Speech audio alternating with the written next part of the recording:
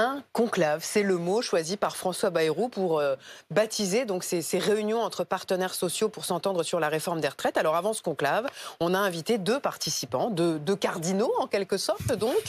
Monseigneur Cyril Chabagnier, président de la CFTC, alors Confédération des travailleurs chrétiens. Hein. Le conclave nous parle. Le conclave vous parle forcément. Et Monseigneur Michel Picon, président de l'U2P, les entreprises de proximité. Merci d'être là, aux côtés de sœur Gaëtane Mélin, qui nous accompagne aujourd'hui pour décrypter donc, les attentes de chacun, les lignes rouges fixées aussi. C'était oui au départ, c'était plutôt non. Ensuite, on ne savait pas si cette réunion elle allait avoir lieu. Et puis, François Bayrou a dit non, ça commence vendredi. Donc ça commence tout à l'heure. Oui, c'est plutôt la réunion de préparation du conclave qui, lui, finalement, ne commencera qu'une fois qu'on aura la mission flash de la Cour des comptes, c'est-à-dire le chiffrage très précis du déficit de régime, des régimes Mais on le de sait retraite. déjà, Gaëtane. Eh bien non, justement, on ne le sait pas parce que c'est bien mais le le corps l'a pas problème. donné, le Conseil d'orientation des Le corps retraites. a chiffré, effectivement. Il estime pour 2024 à 5,4 milliards d'euros. Le problème, c'est que pour François Bayrou, eh bien, on est très en deçà, parce que le corps ne tient pas compte, encore une fois, du régime, des régimes spéciaux.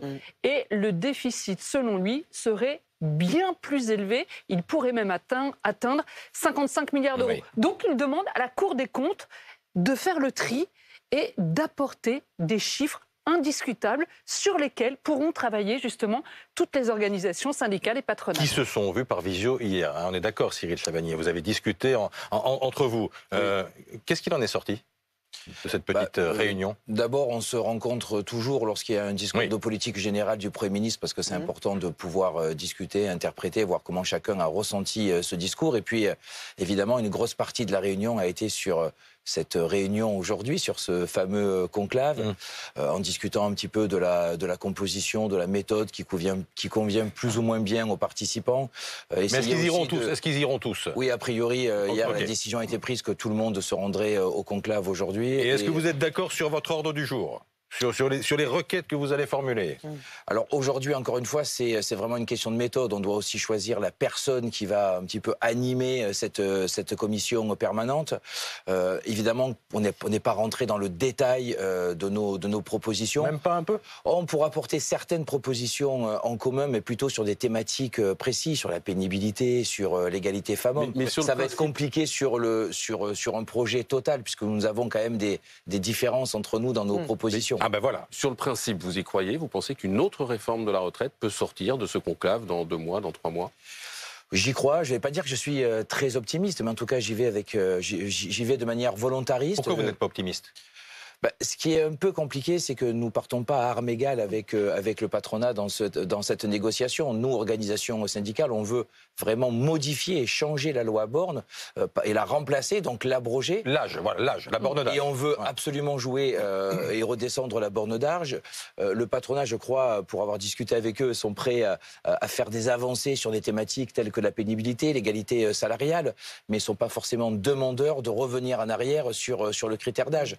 Donc, autant on pourra avancer sur les sujets, autant sur la question du financement, ça va être épineux, mais je reste optimiste et je pense qu'on peut réussir. Le problème, c'est que ça va ressembler aussi aux discussions de la classe politique, c'est ligne rouge contre ligne rouge, parce que vraisemblablement la CGT a posé des lignes rouges sur la borne d'âge, et c'est une ligne rouge aussi peut-être pour les patrons? Non. Non. Pas pour moi. Allons-y. Pour moi, la ligne rouge, il y en a deux. C'est l'équilibre du système. Il faut que nos systèmes de retraite soient équilibré le plus rapidement possible, ne pas laisser une dette aux générations futures. Enfin, ça, c'est insupportable pour tout citoyen.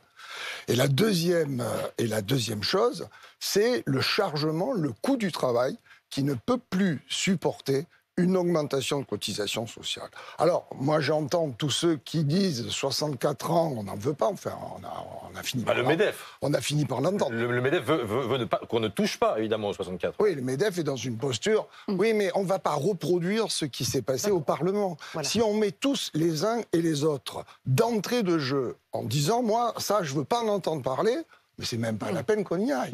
Moi, je suis prêt à écouter ce que je veux dire à ceux qui veulent revenir à 62 ans. Pourquoi pas? Comment on le finance? Comment cet écart financier qui va se produire... Vous dites pas de hausse des cotisations? pas de hausse de cotisation, mais qui, là aussi, vous avez vu la situation des entreprises, c'est Mais 66 000 vous allez défaillances arriver avec des pistes. Les pistes, d'abord, c'est ceux qui veulent revenir à 62 qui, sur les pistes financières, doivent nous dire comment on les finance. Moi, je suis prêt à écouter. Et ensuite, après, ce dont je suis certain, c'est que la retraite de Mme Borne doit être améliorée, notamment sur encore les carrières longues, doit être améliorée sur la pénibilité, sur les équilibres entre les hommes et les femmes, sur les droits conjugaux, sur les droits familiaux. Okay. Il y a beaucoup de grains à moudre. Il y a un terrain d'entente qui est en train de se créer. Il y a des points d'accord. Des organisations syndicales, notamment sur le taux d'emploi des seniors, qui est, on le sait, très faible en France par rapport aux autres pays européens. Et certaines organisations syndicales estiment que l'augmenter de 10 points permettrait de récupérer 30 milliards d'euros. Il y a également l'égalité homme-femme. Là aussi, le patronat n'est pas forcément contre cette mesure. Ce sont des pistes, effectivement, pour obtenir des recettes supplémentaires. Mais M. Chabagnier, donc il y a un terrain d'entente possible sur le financement, j'entends bien. Ou est-ce que Michel Picon, il veut vous mettre face à vos contradictions ? Non, il y a un terrain d'entente possible, mais à condition qu'on va chercher de l'argent un peu en dehors du système. C'est-à-dire que si on parle uniquement du report de l'âge, de la baisse des pensions, de l'augmentation des cotisations, Michel Picon a raison, on n'arrivera pas et c'est pas la peine de commencer. Ça veut dire qu'il faut financer les retraites par l'impôt ? Ça veut dire, par exemple, nous avons des tas d'exemples de TVA préférentielle complètement aberrantes sur lesquels on pourrait revenir. Lesquels ? Vous avez par exemple une TVA préférentielle pour l'eau et les sodas. Pour l'eau, je pense qu'on peut tous être d'accord. Pour les sodas, qui est un problème de santé publique, pourquoi il y a une TVA préférentielle ? Donc réaugmenter la TVA sur certains produits et récupérer cet argent pour les retraites, ça vous paraît pérenne ? C'est pas faire des augmentations de TVA en soi, c'est juste remettre un taux normal. Il n'y a pas de raison pour des choses qui sont des problèmes de santé, qui entraînent des problèmes de santé, d'avoir des TVA préférentielles. Je pourrais vous en citer tout un nombre, et d'ailleurs j'ai remis mardi à Éric Lombard toute une série de mesures comme ça qui rapporteraient 15 milliards d'euros. Je rappelle qu'on a mis des millions de gens dans la rue pour vendre 10 milliards. Michel Picon, donc va se lire assez vite une différence d'appréciation entre vous et le MEDEF. On est d'accord ?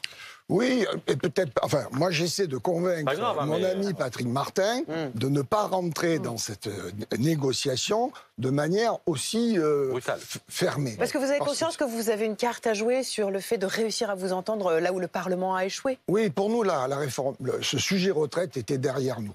Il est réouvert.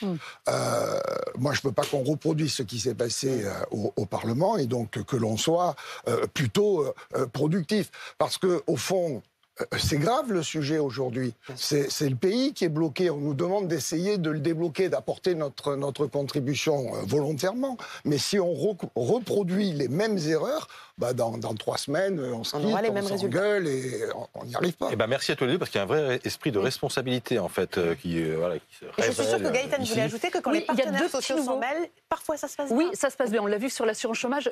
Un point surtout, 2 petits nouveaux, la FNSEA et la Direction Générale de la fonction publique participent. Qui sont ce matin à 11h30 au ministère. C'est une surprise. Et j'ajoute Éric Lombard, très important d'entendre le ministre de l'économie à 8h30 dans le Face.